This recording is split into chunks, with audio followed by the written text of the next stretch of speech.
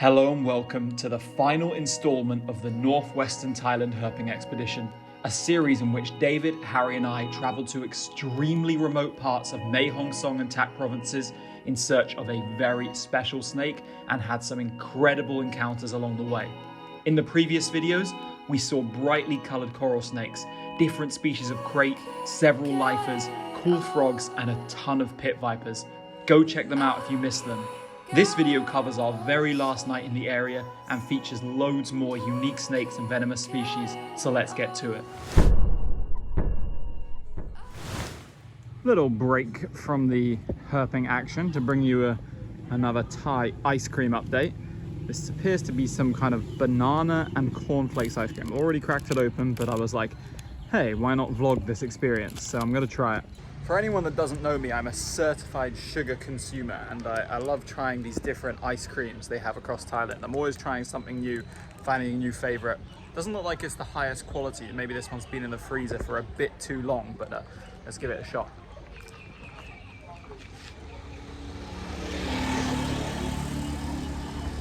It's not bad. It's not bad at all. I'd say 6 out of 10 for this one. It's got a taste of banana, a little bit crispy on the outside, I like that, but nothing special. It doesn't like hit stupid. Oh, thunder. All right, we're gonna be heading out herping soon. Let's get straight to that. First snake of the night, crossing the road in the lowlands, is a SUNBEAM. The solar has been one of the most common snakes we've encountered on this trip, so we're not even gonna disturb this one. Just let it cruise up the bank and into the forest. Another snake on the road, this time up at the higher elevations. Not too long after the SUNBEAM, maybe 20 minutes maximum. Little Parius macularius. Fourth time we're seeing one on this trip. And yeah, we're just gonna let this one cruise off. Keep going. So we found our way into the forest and I'm about to hit the forest. The guys have gone up this stream here. I'm gonna do this stream which joins it here. Check it out that way. And if this isn't good, gonna find another stream. Let's get to it, man. Maximum focus, let's go.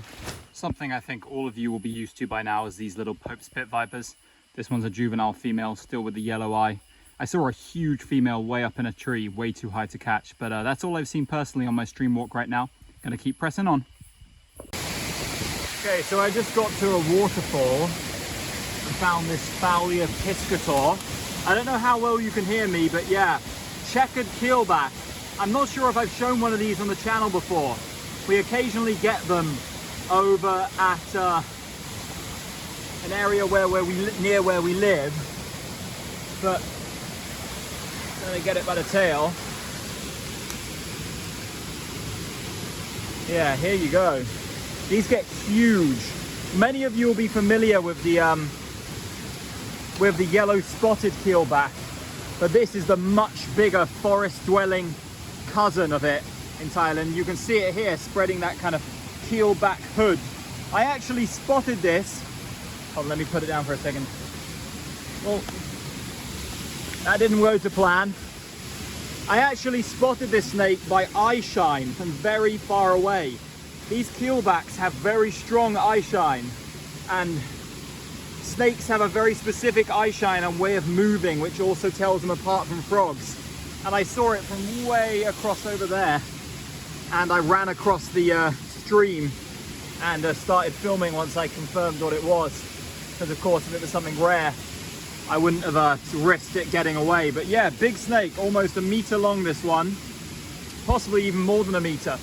Sometimes I'm not always the best at guessing snakes, but I'd say 90 centimeters to like 105 centimeters would probably be a good guess. I'm gonna let it go. Just gonna grab a quick phone pic, then I'm gonna release this one. So I got the guys to join me at the waterfall and we're gonna head up this big river, much bigger than the other rivers we've been doing so far on this trip, but they weren't successful, so I guess it's time to try something new, and we're seeing similar species in the area. Habitat looks good, so let's get to it, let's go. David just spotted some kind of snake along the waterfall. Not our target species. Looks like a KRAIT though. Yeah, it is. Ah, it's a normal KRAIT. Somehow I picked up a leech and all that.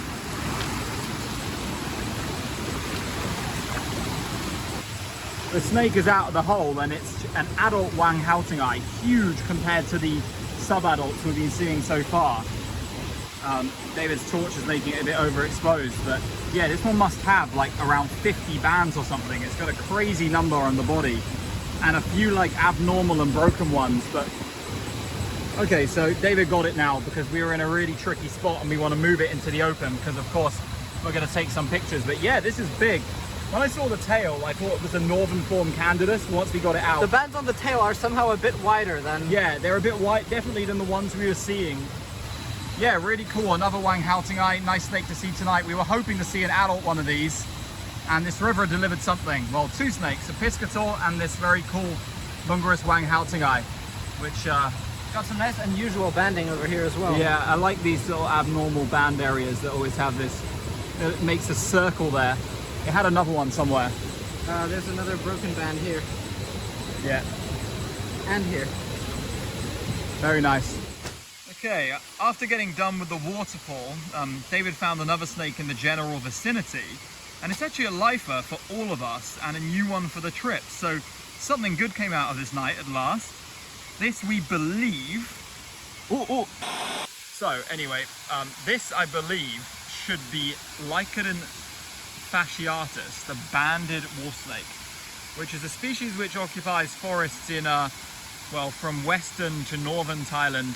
And what indicates it is well, we've keyed it out through the general shape of the head and these serrated bands you see on the body. There isn't really any other Lycodon in Thailand which would match with this, which could possibly exist in this area, unless it was a new species, which we highly doubt it is.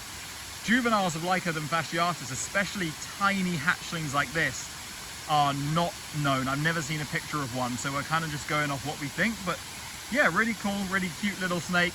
Obviously you guys probably won't give a shit, but for me this is very special, a new lifer and something very valuable photo wise, so cool. Okay, so following a wolf snake with another wolf snake, got 3 banded species of snake tonight, which is fun. Oh, this one's spazzy. This is Lycodon subcinctus. David found one of these very early in the trip and I never filmed it. This is the second one of the trip and from the most northern locality we've ever seen this species. We're having such bad luck with the Protobothrops that we decided that we were just going to go down to the lower elevations and try and look for some different species for just the remainder of this night.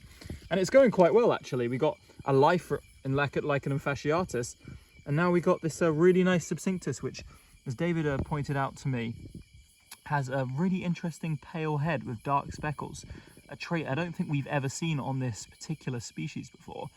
It definitely is the northern subcinctus, you know what we call it. We think it's very different, but enough on that. Yeah. Nice to see that some snakes are moving in the lowlands. Not so nice to see Marg, one of the most common snakes in all regions of Thailand that we go. But stop stomping. It's cute. Although I'm not touching it too much because they musk and they stanky. Okay, just got our my third GUO'S pit viper of the trip. David saw a ton of them while cruising and brought 2 of them to me, but this is the first one I actively cruised myself, which is very cool. Another green viper, minutes after the last one. I don't have my own torch, so I'm grabbing Harry's to take some quick video. This time, juvenile GUO. Let's keep moving. Take a look, guys. Here it is, 3rd banded KRAIT of the trip and by far the largest. I'd estimate this one to be maybe 1.2, 1.3 meters even. Look at that little stubby tail it has down there. But yeah, these are super calm, super docile, really nice snakes to interact with, but not easy to handle on camera because of the way they constantly move and come up their own body. So it's always like, yeah, it's just a mess. You never really get any good shots of them, and then you end up looking like a boss if you let the head touch your hand. And even though I feel incredibly comfortable with these, I still don't like to let KRAIT's heads get anywhere near my skin. You know what I mean? Like unprotected skin. But look at this. This is just the definition of an amazing snake, and a great one to find on our very last night here. A fantastic individual, fantastic species. And I love how these are being so cooperative when it comes to filming. This type of filming, at least. If I was to pick it up, be moving everywhere, trying to climb up me, not what you want, but just like this, just chills on the road. All 3 we found this trip have been road cruised.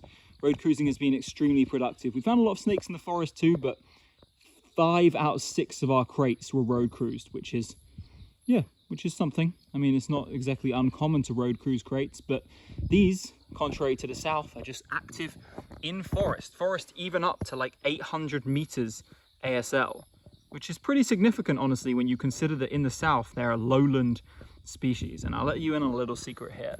These are getting split into a new species soon, these northern ones. So I guess that habitat divide is another thing which separates them from the southern ones. But yeah, really cool. All right, something very cool on our final night. Adult Lycodon fasciatus to accompany the juvenile that we saw.